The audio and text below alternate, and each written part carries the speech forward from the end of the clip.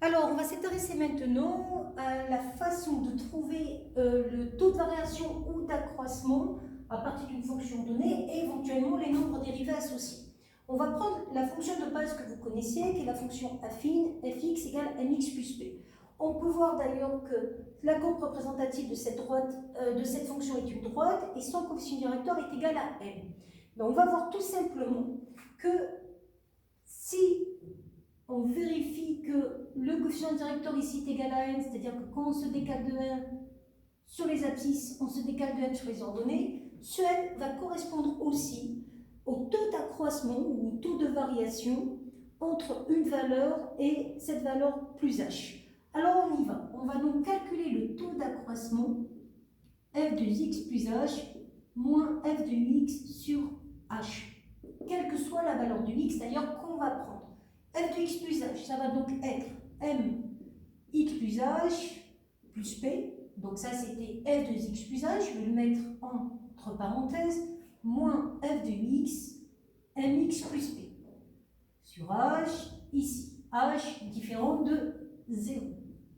Je développe, ça donne mx plus mh plus p moins mx moins p sur h.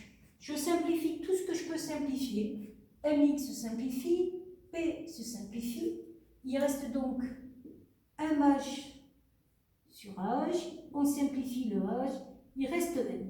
Donc on voit bien que le taux de variation entre x et x plus h est bien égal à m. Donc ça veut dire que si on devait trouver un nombre dérivé en a, ce nombre dérivé étant la limite quand h tend vers 0 de f de a plus h moins f de a sur h.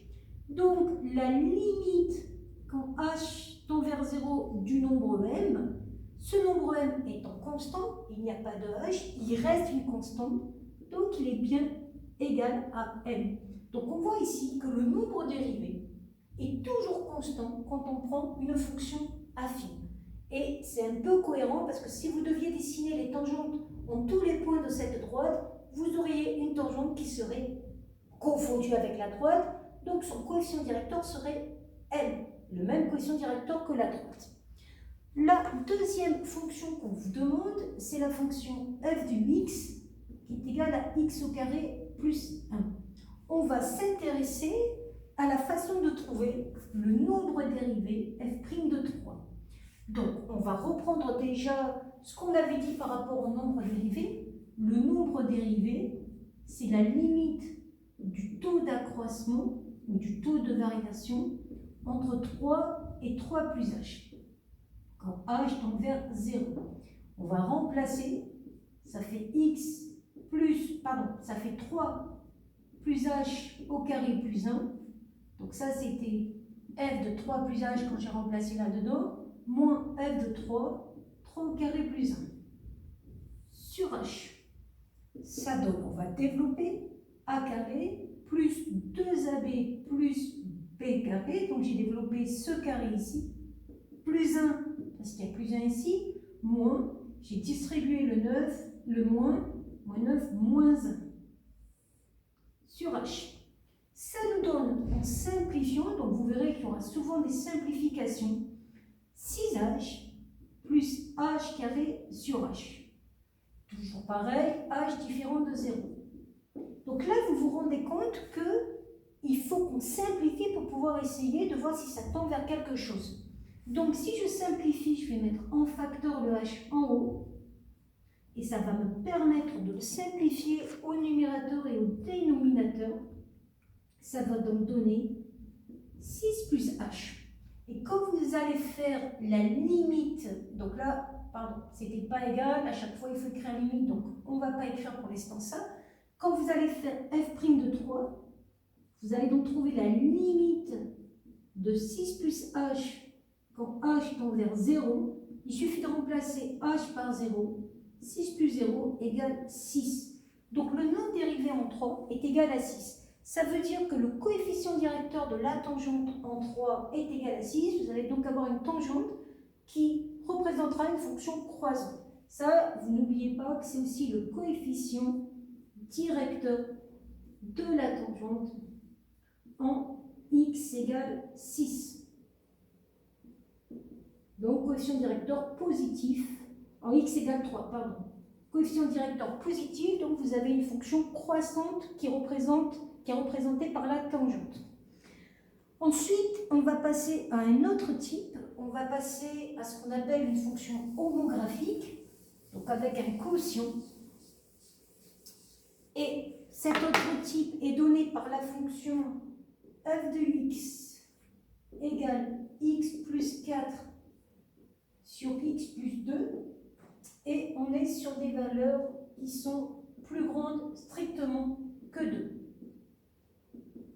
Ok, on vous demande de calculer le taux d'accroissement ou le taux de variation, donc, et on va vous le demander entre 2 et 2 plus h, donc f de 2 plus h. Alors là, ça va être un petit peu calculatoire, donc un petit peu indigeste, mais il faut savoir faire aussi ce genre de choses.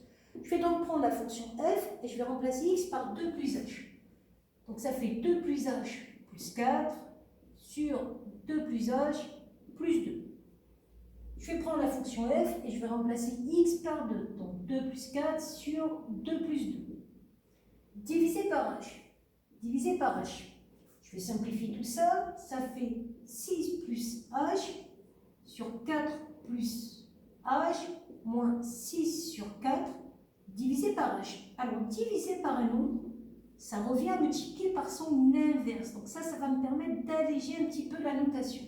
Divisé par h, ça va multiplier par 1 sur h. h différent de 0. Donc vous voyez que si vous restez comme ça, vous ne pouvez pas faire grand-chose. Donc on va tout mettre au même dénominateur. Ici, on va multiplier par 4. Donc ça va donner 4 facteurs de 6 plus h sur 4 facteurs de 4 plus h. Ici, on va multiplier par 4 plus h, moins 6 facteurs de 4 plus h sur 4 facteurs de 4 plus h. Donc ça va permettre d'avoir un dénominateur commun, donc de simplifier pour avoir une seule écriture fractionnaire, avec comme dénominateur 4 facteurs de 4 plus h fois 1 sur h, et on va simplifier le haut. 4 fois 6, 24, plus 4h. Moins 6 fois 4, 24, moins par plus, moins 6h. Et vous voyez, comme je vous le dis, que souvent les choses se simplifient. Donc 24 moins 24, ça se simplifie. Et donc, on va tomber sur moins 2h sur 4 plus h fois 1 sur h. Et là, ça va se simplifier. Le h ici, il va vous rester donc le 2 et le 4, on va pouvoir aussi le simplifier. Moins 1 sur 2, 4 plus h. Et vous voyez qu'à partir du moment où on a fait ça, on peut trouver le nombre dérivé en 2 en faisant la limite de ce taux d'accroissement. Et donc la limite de moins 1 sur 2, 4 plus h, quand h tend vers 0. Donc pour avoir cette limite, il suffit de remplacer h par 0. Ça fait moins 1 huitième. Donc là, vous aurez le coefficient directeur de la tangente en x égale 2 à la courbe. Donc cette tangente correspondra à une fonction affine décroissante. Vous aurez une tangente qui sera dans ce mouvement-là. Voilà pour ce qui est des taux d'évolution, des taux de variation, des taux d'accroissement, ça porte plusieurs noms, et de la notion de nombre dérivé.